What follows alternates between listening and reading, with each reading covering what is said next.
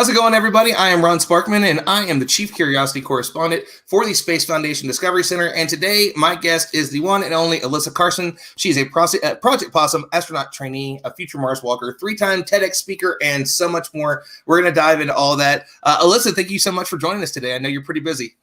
Yeah, thank you so much for having me. And so we're going to get started with a question I like to ask everybody. What originally inspired your passion for space and science?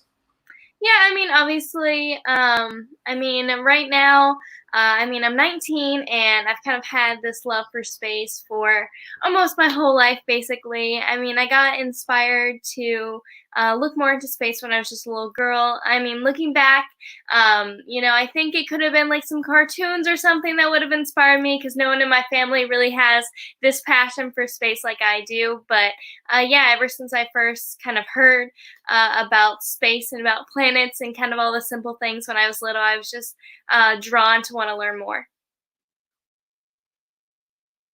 That is awesome. So you've had a pretty cool, life so far with this. So can you tell us, when did you start seriously pursuing this path to be an astronaut? Yeah, obviously, like when I was super little, I couldn't just jump in and start doing crazy things to actually pursue this. So, I started out just by getting like books and videos and that kind of thing, little simple things to teach me a little bit about space. And then when I was 7, is kind of about when I discovered Space Camp in Huntsville, Alabama.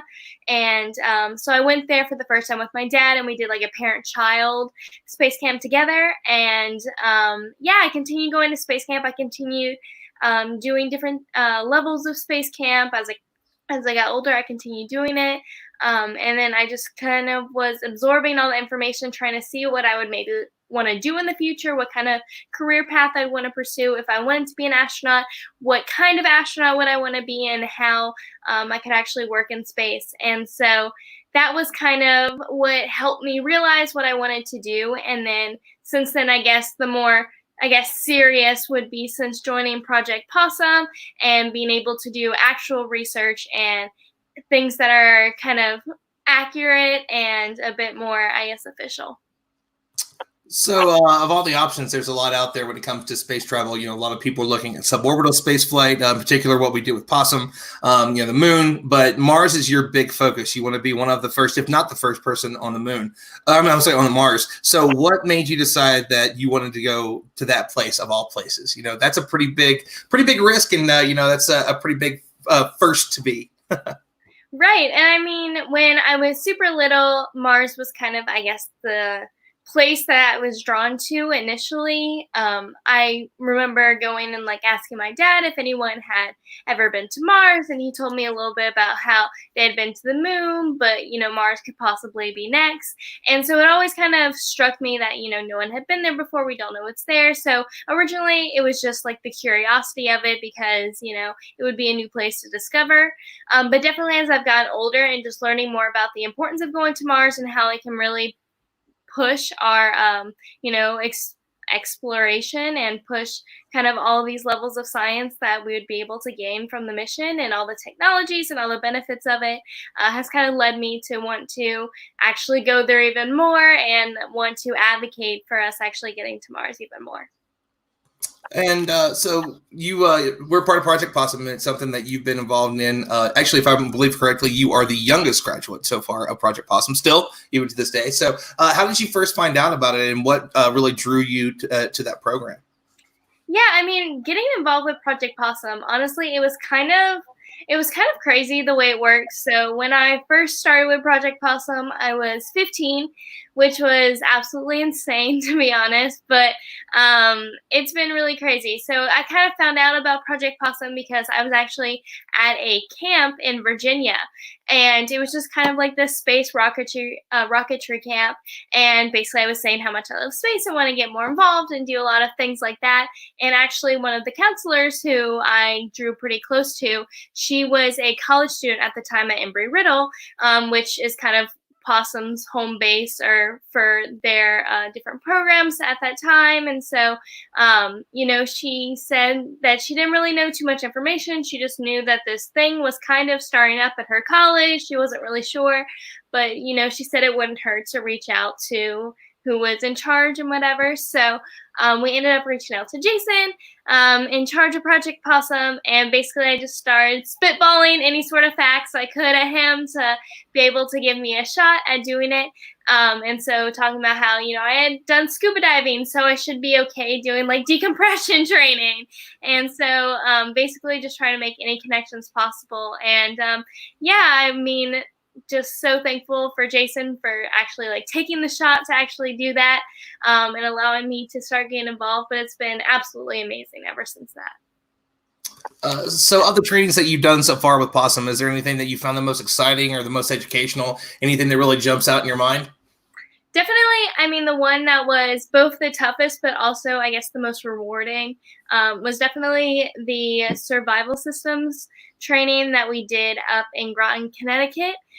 So basically just learning all about, there was 1 week of all about kind of just basic survival in the water. So, how to live in a life raft, how to blow one up, how to, conserve heat and all those kinds of things in the ocean. And then the second week was relating it a lot more to space. So we had Final Frontier spacesuits. We were in a mock-up capsule. We were learning how to escape from the capsule, and all those things. And so really that one I would say was a lot really challenging, because you were always kind of really pushing yourself, both physically but also mentally, because they would be flipping you upside down, locked into this contraption, and you just had to hold your breath and just swim out. So at times it was like decently scary, but at the same time, I feel like it was super rewarding, because a lot of the skills that we ended up learning are super applicable to just everyday life. So even, let's say your car goes underwater. The skills I learned there would definitely come in handy for any sort of situation like that, that could possibly happen. So it kind of made me feel good that, even if something happens years from now, I do have those skills kind of in the back of my mind. And so that's not the only training you've done. You've also been to space camp quite a few times. How many times have you gone now to space camp? It's a lot. I know. It's 19. It's how many times? What? 19. Okay, so what makes you go back the 12th time? So why did you keep going back? What drew you back to do it again and again? Is it a different experience every time? Are they constantly updating it? I've never been to space camp. I wouldn't mind doing the adult space camp, so I'm really interested. Yeah, definitely going to space camp 19 times sounds absolutely crazy. But I definitely, I didn't do the exact same thing every single time. So it wasn't like reliving the same week of space camp over and over again. So space camp has a lot of different programs. A lot of them are based on your age range. So since I first went to space camp when I was 7, I was able to progress, I guess, through all the age ranges. And once you, for example, space camp when you're 7 versus space camp when you're 14, they're slightly different. You're able to do kind of more complicated missions, more complicated simulators, that kind of thing. And so it was definitely different growing up, because I was able to do the cool things that I saw the older kids doing as I got older. And so that was pretty cool. And then also they have other programs besides just space camp. So I've also done their robotics camp. I've also done Aviation Challenge, which is their more military-like camp. So dealing more with fighter jets, survival in the wilderness, that kind of thing. And then I also did their cyber camp. And so there were just a lot of different branches of space camp that you could explore. And then each of those kind of progressed through the age ranges. So I was able to switch around through the different programs and different camps. And even if I were to do, for example, 2 of the same, I guess, age range space camp, for me, I always enjoyed going back, especially because you would get, a different counselor, you would be there with new people, and especially even just learning the information. Some counselor may say this funny story that the last one didn't, so you were really able to absorb a whole lot of information from hearing it from so many different people. Okay, so I'm sold. I definitely want to go now. I already wanted to go anyway, but I'm glad that it's such an amazing experience. So for everybody that doesn't know, this is live, and if you do have questions, we're going to do some Q&A here at the end of the interview. But let's dive into some of the other big things that you've been up to. Obviously, I mentioned a little bit earlier that you're, by 18, 19, you'd already done 3 TEDx talks, all generally in the area of space stuff. So what's inspired you to get on stage and start talking to people about these amazing experiences that you've had? Yeah, I mean, definitely when I was first looking at somewhat of a space career, I definitely wasn't seeing speaking in my future at the same time. I kind of first started speaking. Actually, the first sort of speech I guess I ever did was for a 4-H camp over the summer. A friend of ours just wanted me to come talk about facts about space and teach people about space. And so I was really bad, but I was able to, I guess, get in front of all these people and just kind of talk a little bit about something that I really enjoyed. And so that kind of first sparked it. And then at the same time, when the shuttle program ended, was kind of around this time as well. But when the shuttle program ended, I felt like there was just such a lack of the public understanding what was going on. I mean, we had, so many people thought NASA was closed, space was closed, there weren't astronauts anymore. And, I even had some family members saying, what's Alyssa going to do now that there aren't astronauts anymore? And I just saw kind of this huge gap and huge lack of connection between what was actually going on in the space industry versus like what the public perceived was happening. And so that kind of got me talking a little bit more, trying to inform people, we're looking at the next steps. We've done the space shuttle program, and now we're looking at possibly, going back to the moon, going to Mars, and those kinds of things. And so that kind of first got me speaking. And then it just kind of developed from there. And then I started doing more, I guess, like school speakings to, groups of kids, which I really enjoyed and really was kind of fell in love with trying to like inspire kids and just being able to teach them a little bit about space and hopefully get their interest in space. And so since that became like such a big part of my life, I started doing it more and more and more. And then kind of down the road led to, I guess, more larger speeches like TED Talks. And so all of them definitely surrounding information about space, but really the whole message is just hopefully getting people to find their own dreams and pursue them and not let anything kind of get in the way of them following their dreams.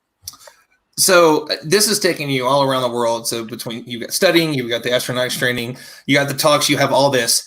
As a nearly 40-year-old adult who does not have that ability, how do you possibly juggle all that and keep your sanity?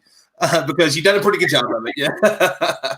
Yeah, I mean, definitely it's been a pretty, I guess, crazy life in general just because of how long this has been going on. But at the same time, there's been so many amazing experiences and it's been super rewarding. I mean, because of all this, I've now traveled to 26 different countries, which has been absolutely amazing. I definitely love traveling as well. And so it's been really awesome to be able to do that while also pursuing these things. And then as far as like balancing, I mean, all through like high school and stuff, for some reason it just wasn't really that difficult. I mean, sometimes it was really difficult if I took kind of like a long stretch of school. So like either whether it was like a week or a little bit more, it was kind of a little difficult. I also worked a lot with my teachers. All of them kind of knew what I was doing. A lot of them were super supportive of it. They understood that I was like pursuing kind of a future goal. So they were a little bit more lenient on it than they would, I wasn't just going to the beach to, get away from school. And so they were super nice about that. And so I worked a lot and did like a lot of traveling on the road. And then my dad also kind of helped a little bit in me just like, staying focused and like getting some things done. But now that I am in college, it's still kind of a juggling act, getting used to not really being able to as easily just travel somewhere and leave, school. It's definitely a lot harder and trickier. So, yeah, just trying to stay in school as much as possible, but also jumping on any opportunities that I can. And so you're in college now, so you're finally working towards your degree, and you decided on astrobiology. Of all the different avenues to go down, what made you decide to choose that? Yeah, I mean, when I was younger, going through space camp and all was kind of helping me figure out what I would actually want to pursue as a career. And mainly the thing that helped with that was doing all the simulated missions. We would simulate being different kinds of astronauts and like these different missions, whether we were going to the moon or going to the actual space station, whatever it was. And so since I had gone so many times, I had done so many roles. And so I kind of determined that I wasn't necessarily that interested in becoming like a pilot as like my career or something like that. I was definitely more interested in wanting to become more of a mission specialist, some kind of research scientist. And so I initially was planning on studying astrophysics. And then when I was 12, actually, I spoke on a NASA panel in Washington, D.C. And there was an astrobiologist on the panel.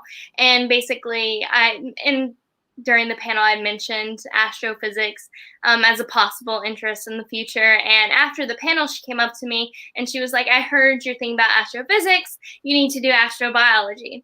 And so I had a little chat with her. And yeah, she kind of convinced me to kind of switch over to astrobiology and kind of looking towards something like the mission to Mars. The biggest reason why I'm doing astrobiology is because astrophysics kind of focuses a lot on just physics and kind of starts narrowing down to just the physics side of it. Whereas astrobiology, you really go through every single level of every single science. So basically, you're going to take all the physics, all the chemistries, all the biologies, all the maths. So you're very well rounded in all the sciences. And so I saw that as something that would be really important for a mission to Mars because, there is a limit to how many people we're going to be able to bring on a mission to Mars. And let's say, we plan for whatever, let's say a biology experiment, but then we end up having to do some kind of chemistry experiment while we're there, something along those lines. So I always saw that it would be important to be somewhat well-rounded across all the different kinds of sciences. And so that kind of led me into astrobiology. And especially with it, with astrobiology, you can study anywhere from bacteria to entire planets and entire solar systems. So it definitely has like a wide range of areas to study. I got a very similar answer to that. On Friday, I interviewed Dr. Graham Lau, who is now an astrobiologist. He's done some really, really amazing things, and he said that was one of the reasons he was so interested. Like, we get to do everything, man. There's not just one way to be an astrobiologist, and I think that's a pretty exciting way to look at things. So you're constantly, your social media platforms obviously are wildly popular.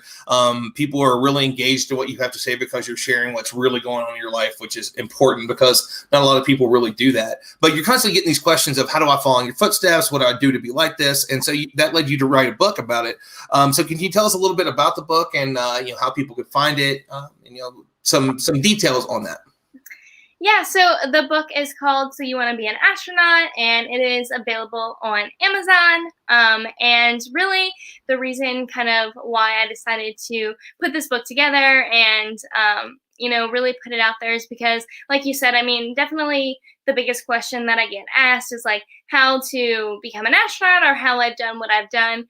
And, from my experience, I definitely feel like anyone could have done exactly what I have done to this point. And so I also feel like deciding what you want to do in terms of wanting to become an astronaut is kind of like a personal journey that you have to kind of take. There's no scripted one way to become an astronaut. You can go into the military, you can take the civilian route, you can study almost anything and then apply to the astronaut corps and have a pretty decent shot at being selected. So, you can become a pilot, science, you can also do medicine. There's just so many different areas you can go into. And so it's definitely all about what you're interested in and how that can eventually be applied to space in some way.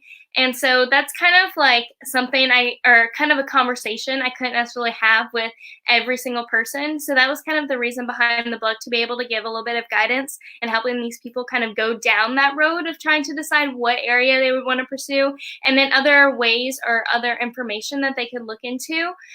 So basically the book in general is just providing details, some tips or some just good resources to look into, and kind of the way I did what I did in a sense. But at the same time, the book, obviously being called So You Want to Be an Astronaut, definitely applies if you are interested in being an astronaut, but it's definitely written and meant to be, not just for becoming an astronaut. It's definitely can be applied to following any dreams. The steps that it kind of takes you through can be applied to if you want to do anything else as well. The main message is just trying to help you in finding your dreams and then following them. But yeah, it was just a way for people to be able to kind of read something to hopefully give them a push in terms of following their own personal dreams. So earlier this year, you had something cool kind of happen. I mean, not that big of a deal, but you got to be on a Super Bowl commercial. So can you tell us how that worked out? What was the experience like for you? And I know a little, it had to be crazy right afterwards. So kind of what's that been like since then? I mean, not like you weren't already kind of world famous, but that kind of takes it to a different level, right? Yeah, I mean, honestly, everything with the Super Bowl commercial. So I was on the Super Bowl commercial for SodaStream, and honestly, everything was super last minute. It was kind of rushed. It was kind of insane. Everything just kind of came together kind of at the last minute. So basically, we were talking with SodaStream, and they were like, hey, we want you out in LA, like this day and this day. And we were like, okay, I guess that's fine. And so we ended up going out to LA to shoot it. And so they had shot some stuff in kind of like this desert area. And so that stuff I wasn't necessarily involved in, but we still went and kind of like hung out with the crew and all, because honestly, we just wanted to see the desert, because apparently like some Star Trek stuff was shot there, like a few scenes, and it was just kind of this kind of like cool futuristic planet area. So we decided it'd be cool just to take a trip out there. And then we spent all the time in LA shooting. So I spent a 13-hour day shooting with them for the commercial, but it was definitely super crazy. A lot of the same thing over and over again, obviously, for filming it, but it was definitely really cool to be able to connect with the other kind of actors who were on set. And it was also really neat because obviously a lot of the other people were actors, not necessarily involved in anything of a space career. So it was pretty cool to be able to like chat with them in between scenes, because they obviously had a lot of questions and just helping with their character in general. And so it was really cool to be able to actually talk with them through that and kind of be able to help. And they were super interested in everything after spending so much time, I guess, in this space character. And so that was a lot cool just to be able to be with them. And then I ended up actually watching the Super Bowl in my dorm room in Florida. And then I had about like 8, 9, 10 friends over in my dorm, because they all came to watch like the one commercial. And so basically everyone just kind of came over, and I knew the time slot that the commercial was supposed to run. So everyone came over and we all kind of watched it together, and they all freaked out, and it was kind of just a cool moment to have. So you've got a lot under your belt so far, but obviously there's so much more in the training to to go to space, get to Mars. Is there anything that you're looking forward to next? Any training with Project PoSSUM or any of the next big steps? Maybe some of the analog trainings. If you have, I don't know that you've done any of those yet, not that I'm aware of. So talk to us a little bit about that if you can. Yeah, I mean, definitely as I continue on, some big things that I want to get involved in next. I'm a pilot now. I got my private pilot in last August. However, I do want to continue flying a little bit more. So I currently want to get my next rating, which would be my instrument rating. So I plan on doing that hopefully, over a summer, something like that, and just spending a few months working on flying. And after that, I also want to get involved in some kind of, whether it's an internship or some kind of project, astrobiology related. So whether that is working on, Mars regolith, or working on plants of microgravity, something along those lines. And then, like you said, with Project PoSSUM, there are some things that I am looking forward to continue doing and getting involved with. So I've been looking at what the plans are. So I know one area of like the space medicine side is something that I kind of want to get a little bit more, I guess, knowledgeable about, and a little bit more experience with. So I'm definitely looking at that. And then, like you said, a little bit of kind of, I guess, some of the geology stuff that they're doing as well. So just kind of keeping my eyes out for kind of dates that work well and any sort of that kind of stuff that interests me from the Project PoSSUM side, but definitely trying to keep involved with PoSSUM as much as possible along the way. And we do have a question from a fellow PoSSUM Knot. Bailey Burns wants to ask a little bit about the relationship and the support system that you have with your dad, especially, and what's that like, and how your relationship is.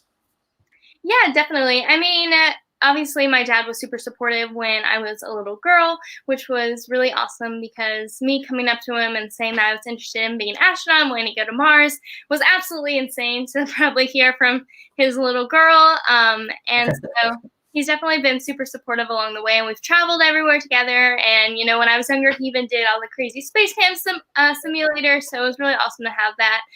But no, I definitely believe that it is important to have some kind of support when you're following your dreams, some kind of support system. So whether that is a parent, a friend, a teacher, whoever it might be, but just having at least one person to kind of, you know, be your backbone to continue supporting you. And for me, that was my dad. And so it's been really awesome because it's definitely built a relationship with the amount that we've traveled together and done together. So it's been really awesome to kind of like have that relationship build and being able to have these amazing experiences and memories to be able to cherish. And so, yeah, as we talked about a little bit earlier, you've traveled all over the world, and you have a tendency to generally talk to kids, inspire kids, and kind of really get that message out there that anything is possible. So can you talk to us a little bit about the importance of being in that role, you know, to be somebody that so many look up to? And if you haven't been on Alyssa's social media, it's kind of something that you're going to notice, like, this is a very serious fan base of people that look up to what it is that you're doing. So what does it mean? What does that mean to you to be in that role? Yeah, it's definitely been super crazy, but also really awesome at the same time. I mean, I absolutely love speaking with kids and inspiring them. I also, you know, a big thing, I like to speak to kids a lot about.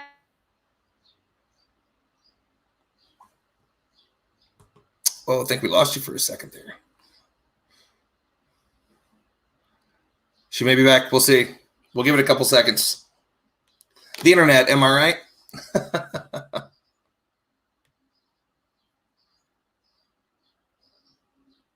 Well, while we're waiting for her to come back, everybody, again, if you haven't been watching these shows with us before, do make sure to check these out every Monday and Friday at 11:30 a.m. Mountain Time. We're always speaking with amazing guests like Alyssa that we had on with us today. And there's amazing things going on all across our social media. If you haven't checked them out yet, please do.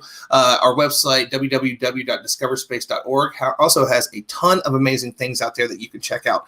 So education, you know, some of the things that we've been up to while we've been in the middle of this. And it's been kind of crazy.